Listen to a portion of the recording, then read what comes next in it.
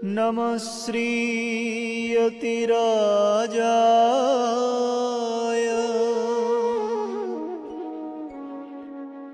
विवेकानन्दसूराय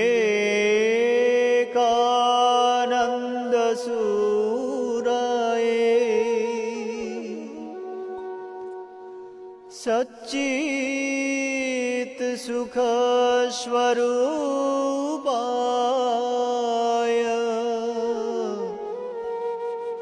स्वामिने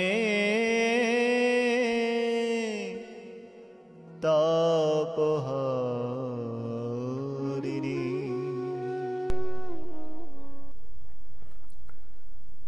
विवेकानंद राष्ट्र को आह्वान। शिक्षा एवं समाज। शिक्षा का अर्थ है उस पूर्णता को व्यक्त करना जो सब मनुष्यों में पहले से विद्यमान है। शिक्षा क्या है? क्या वह पुस्तक विद्या है? नहीं। क्या वह नाना प्रकार का ज्ञान है? नहीं, यह भी नहीं। जिस संयम के द्वारा इच्छा शक्ति का प्रवाह और विकास वश में लाया जाता है और वह फलदायक होता है, वह शिक्षा कहलाती है। मेरे विचार से तो शिक्षा का सार मन की एकाग्रता प्राप्त करना है, तथ्यों का संकलन नहीं। यदि मुझे फिर से अपनी शिक्षा प्रारंभ करनी हो और इसमें मेरा वश चले तो मैं तथ्यों का अध्ययन कदापि न करूं। मैं मन की एकाग्रता और अनासक्ति का सामर्थ्य बढ़ाता और उपकरण के पूर्णतया तैयार होने पर उससे इच्छानुसार तथ्यों का संकलन करता। जो शिक्षा साधारण व्यक्ति को जीवन संग्राम में समर्थ नहीं बना सकती, जो मनुष्य में चरित्र बल, परहित भावना तथा सिंह के समान साहस नहीं ला सकती, वह भी कोई शिक्षा है।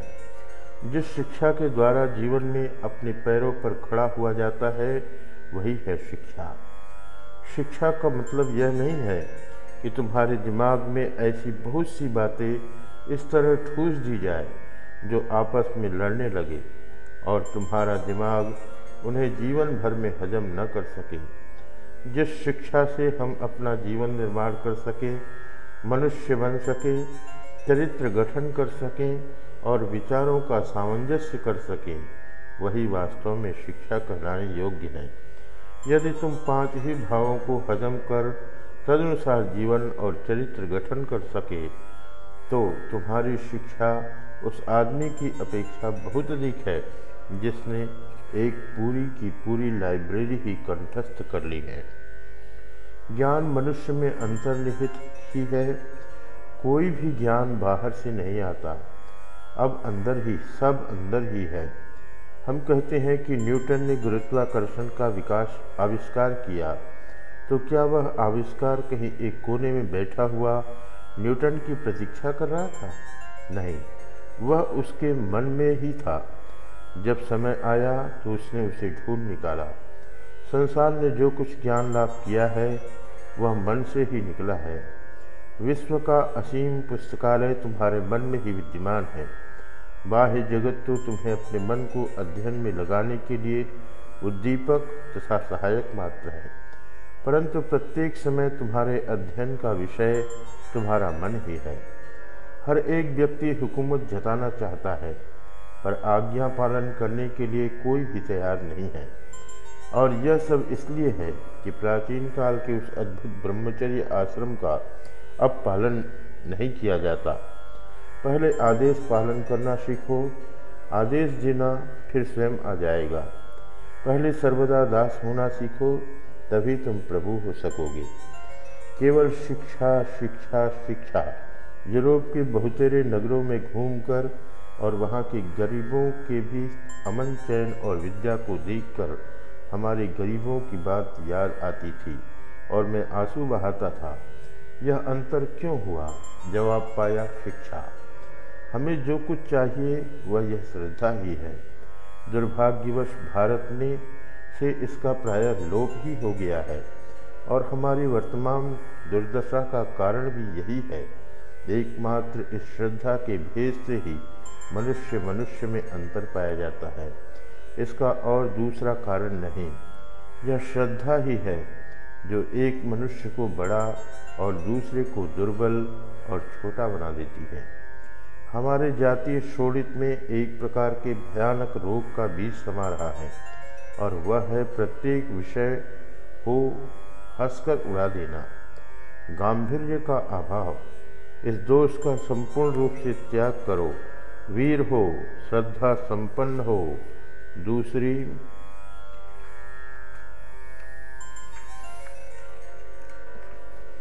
बातें उनके पीछे आप ही आएंगी, उन्हें उनका अनुसरण करना ही होगा। अपने निम्न श्रेणी वालों के प्रति हमारा एकमात्र कर्तव्य है उनको शिक्षा देना, उनके खोए हुए व्यक्तित्व के विकास के लिए सहायता करना, उनमें विचार पैदा कर दो। बस उन्हें उसी एक सहायता का प्रयोजन है, और शेष सब कुछ इसके फलस्वरूप आप ही आ जाएगा। हमें केवल रासायनिक सामग्रियों को इकट्ठा भरकर देना है, उनका निर्दिष्ट आकार प्राप्त करना। रवा बंध जाना तो प्राकृतिक नियमों से ही साधित होगा। अच्छा, यदि पहाड़ मोहम्मद के पास न आए तो मोहम्मद ही पहाड़ के पास क्यों न जाए? यदि गरीब लड़का शिक्षा के मंदिर तक न आ सके तो शिक्षा को ही उनके पास जाना चाहिए। हमें ऐसी शिक्षा की आवश्यकता है जिससे चरित्र निर्माण हो, मानसिक शक्ति बढ़े, बुद्धि विकसित हो और मनुष्य अपने पैरों पर खड़ा होना सीखे। शिक्षा क्या वह है जिसने निरंतर इच्छा शक्ति को बलपूर्वक पीढ़ी दर पीढ़ी रोककर प्रायः नष्ट कर दिया है, जिसके प्रभाव से नए विचारों की तो बात ही जाने दीजिए, पुराने विचार भी एक एक करके लोप होते चले जा रहे हैं। क्या वह शिक्षा है जो मनुष्य को धीरे धीरे यंत्र बना रही है, जो स्वयं चालित यंत्र के समान सुकर्म करता है? उसकी अपेक्षा अपनी स्वतंत्र इच्छा शक्ति और बुद्धि के बल से अनुचित कर्म करने वाला मेरे विचार से धन्य है। आज हमें आवश्यकता है वेदांत युक्त पाश्चात्य विज्ञान की, ब्रह्मचर्य के आदर्श और श्रद्धा तथा आत्मविश्वास की। वेदांत का सिद्धांत है कि मनुष्य के अंतर में एक अबोध शिशु में भी ज्ञान का समस्त भंडार निहित है, केवल उसके जागृत होने की आवश्यकता है, और यही आचार्य का काम है। पर इस सब का मूल है धर्म, वही मुख्य है। धर्म तो भात के समान है, शेष सब वस्तुएं तरकारी और चटनी जैसी है।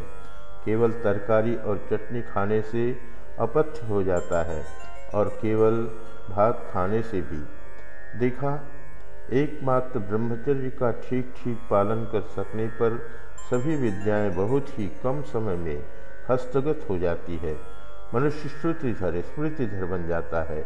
ब्रह्मचर्य के अभाव से ही हमारे देश का सब कुछ नष्ट हो गया।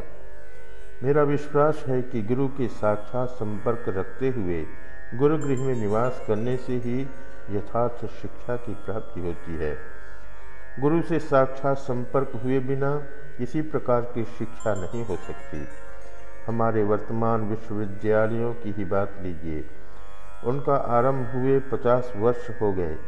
यह 1897 में मद्रास में कहा गया था, पर फल क्या मिला है? वे एक भी मौलिक भाव संपन्न व्यक्ति उत्पन्न नहीं कर सके।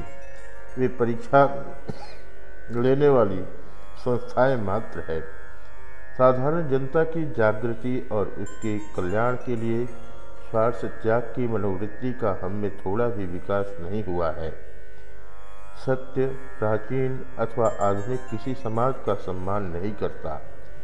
समाज को ही सत्य का सम्मान करना पड़ेगा, अन्यथा समाज ध्वंस हो जाए, कोई हानि नहीं। सत्य ही हमारे सारे प्राणियों और समाजों का मूल आधार है।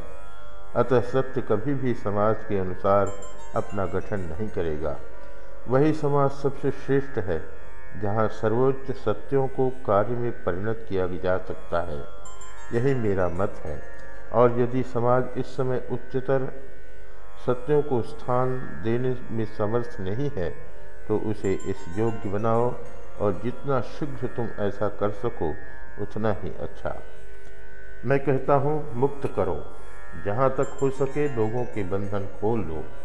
जब तुम सुख की कामना समाज के लिए त्याग सकोगे, तब तुम भगवान बुद्ध बन जाओगे, तब तुम मुक्त हो जाओगे। प्रत्येक मनुष्य एवं प्रत्येक राष्ट्र को बड़ा बनाने के लिए 3 बातें आवश्यक हैं। सौजन्य की शक्ति में दृढ़ विश्वास, दूसरा ईर्ष्या और संदेह का अभाव, तीसरा जो सन्मार्ग पर चलने में और सत्कर्म करने में संलग्न हो उनकी सहायता करना। यदि आपका आदर्श जड़ है तो आप भी जड़ हो जाएंगे। स्मरण रहे, हमारा आदर्श है परमात्मा। एकमात्र वे ही अविनाशी हैं, अन्य किसी का अस्तित्व नहीं है। और उन परमात्मा की भांति हम भी सदा विनाशहीन हुए। हिंदू का खाना धार्मिक, उनका पीना धार्मिक, उनकी नींद धार्मिक, उसकी चाल ढाल धार्मिक, उसके विवाहादि धार्मिक, यहाँ तक कि उसकी डकैती करने की प्रेरणा भी धार्मिक है। हर एक राष्ट्र का विश्व के लिए एक विशिष्ट कार्य होता है, और जब तक वह आक्रांत नहीं होता तब तक वह राष्ट्र जीवित रहता है, चाहे कोई भी संकट क्यों न आए। पर जो ही कार्य नष्ट हुआ कि राष्ट्र भी ढह जाता है। क्या तुमने इतिहास में नहीं पढ़ा है कि देश की मृत्यु का चिन्ह अपवित्रता या चरित्रहीनता के भीतर से होकर आया है? जब यह किसी जाति में प्रवेश कर जाती है तो समझना कि उसका विनाश निकट आ गया है। इस समय हम पशुओं की अपेक्षा कोई अधिक नीतिपरायण नहीं हैं। केवल समाज के अनुशासन के भय से हम कुछ गड़बड़ नहीं कर सकते। यदि समाज आज कह दे कि चोरी करने से अब दंड नहीं मिलेगा, तो हम इसी समय दूसरे की संपत्ति लूटने को टूट पड़ेंगे। पुलिस ही हमें सचरित्र बनाती है। सामाजिक प्रतिष्ठा के लोभ की आशंका ही हमें नीतिपरायण बनाती है। और वस्तुस्थिति तो यह है कि हम पशुओं से कुछ ही अधिक उन्नत हैं। अधिकांश संप्रदाय अल्पजीवी और पानी के बुदबुदे के समान क्षणभंगुर होते हैं, क्योंकि बहुधा उनके प्रणेताओं में चरित्र बल नहीं होता। पूर्ण प्रेम और प्रतिक्रिया न करने वाले हृदय से चरित्र का निर्माण होता है। जब नेता में चरित्र नहीं होता तब उनमें निष्ठा की संभावना नहीं होती। चरित्र की पूर्ण पवित्रता से स्थायी विश्वास और निष्ठा अवश्य उत्पन्न होती है। कोई विचार लो, उसमें अनुरक्त हो जाओ, धैर्यपूर्वक प्रयत्न करते रहो तो तुम्हारे लिए सूर्योदय अवश्य होगा।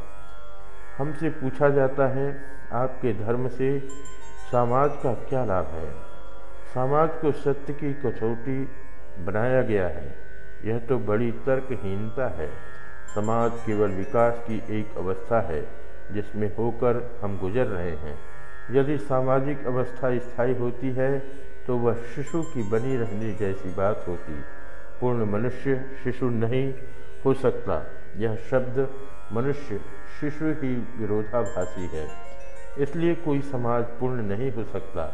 मनुष्य को ऐसी आरंभिक अवस्थाओं से आगे बढ़ना होगा और वह बढ़ेगा।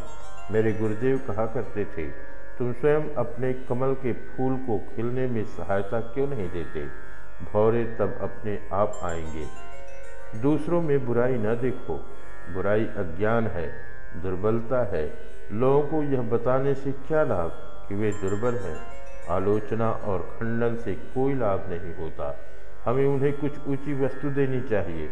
उन्हें उनके गरिमामयी स्वरूप की, उनके जन्मसिद्ध अधिकार की बात बताओ। मैं सुधार नहीं करता, अपितु कहता हूँ बढ़े चलो। कोई वस्तु इतनी बुरी नहीं है कि उसका सुधार या पुनर्निर्माण करना पड़े। अनुकूल क्षमता, एडॉप्टेबिलिटी ही जीवन का एकमात्र रहस्य है।